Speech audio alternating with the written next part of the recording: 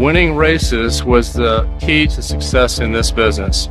A physicist by training, Fox was an avid inventor and motocross rider. At that point in time, the suspension, the shock absorbers weren't really up to the task, and I thought I can design a better one. There's an honesty in numbers. If you want to know whether your latest design is better, you gotta run the numbers. How many hertz? 73. Check the deflection. It's gotta be stiffer. What's the velocity? 93 inches per second. Open up the high-speed rebound. Let's run the numbers again. What pressure is Gwen running? Right now we're going to try 78.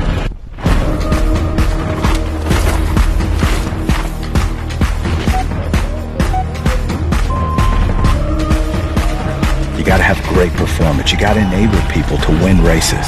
For over 40 years, we've been running the numbers. And we always will. In this video, you're going to learn several key things you need to know about Fox's 2021 fork and shock lineup. Let's get into it. Alright guys, first up, let's check out the brand new Fox 38. As the name would suggest, it has 38mm stanchions. Now this is one big burly fork, so it's definitely made for the guys that are pushing it on the enduro scene. Fox has relegated this one to the long travel category, meaning that it comes in 160 to 180mm. The 36, on the other hand, is now a 150-160 fork only. Now, as you might guess, Fox had a big focus on stiffness when they designed the new 38, and they actually call it 31% stiffer in transverse shear, 17% stiffer fore and aft, and 38% torsionally stiffer, so that's that twisting motion.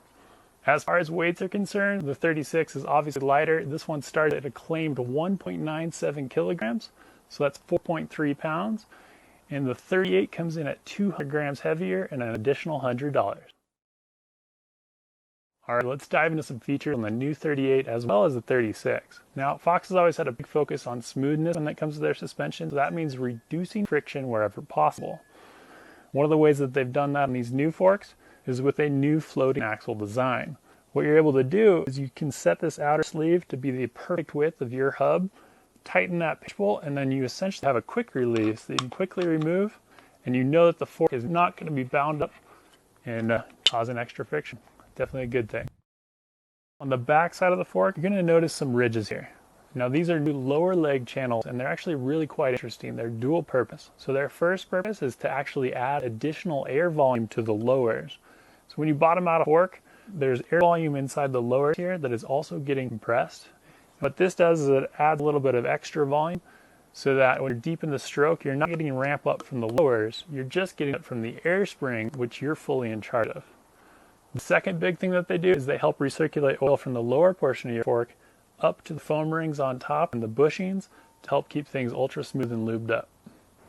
Also on the back side, you're going to notice two little buttons here. You push those and it relieves the air pressure inside of the lowers. So that's going to reset with atmospheric pressure, and it's going to remove some of the binding that can occur on the seals when there's pressure inside the fork. Now this can happen with temperature changes or elevation changes often.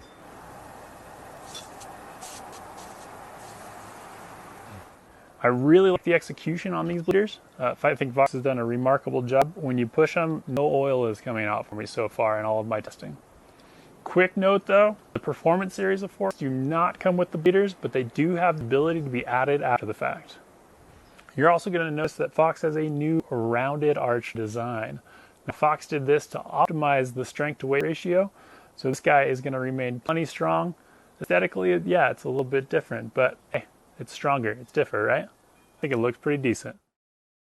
With how common short offset forks are becoming and how big head tubes are becoming, Fox also made the arch kind of jut forward a little bit so that there's extra clearance when you go to bottom out.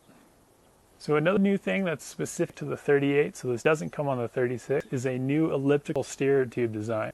So they've added material where it's needed, and they haven't added it where it's not.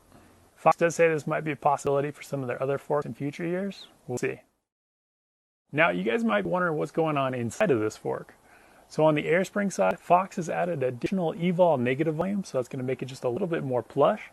And on the damper side, they're still using the proven Grip 2 damper, but they've added variable valve control to the high-speed compression.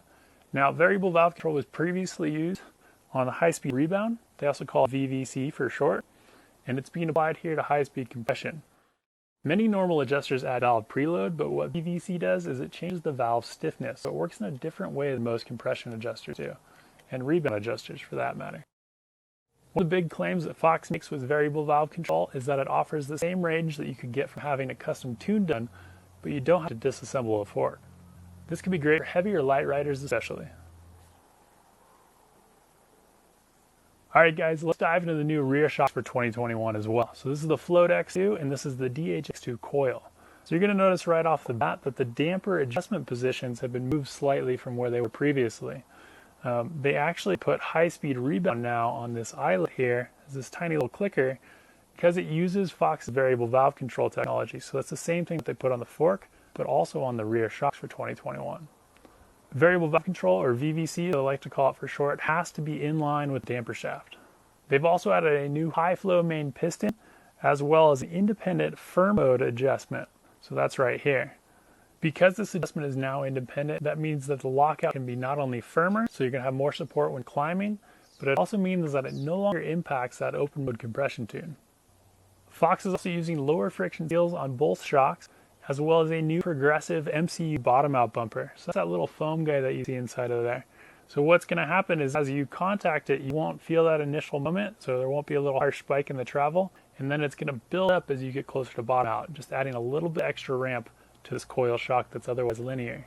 They've also made the reservoirs just a little bit shorter on each of the shocks, so that's going to improve compatibility with more frames.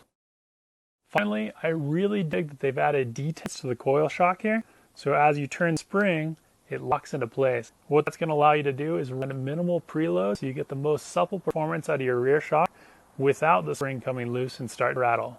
Pretty cool. Alright guys, that's a wrap on the new Fox stuff. Be sure to head over to vitalmtb.com and ridefox.com for more details.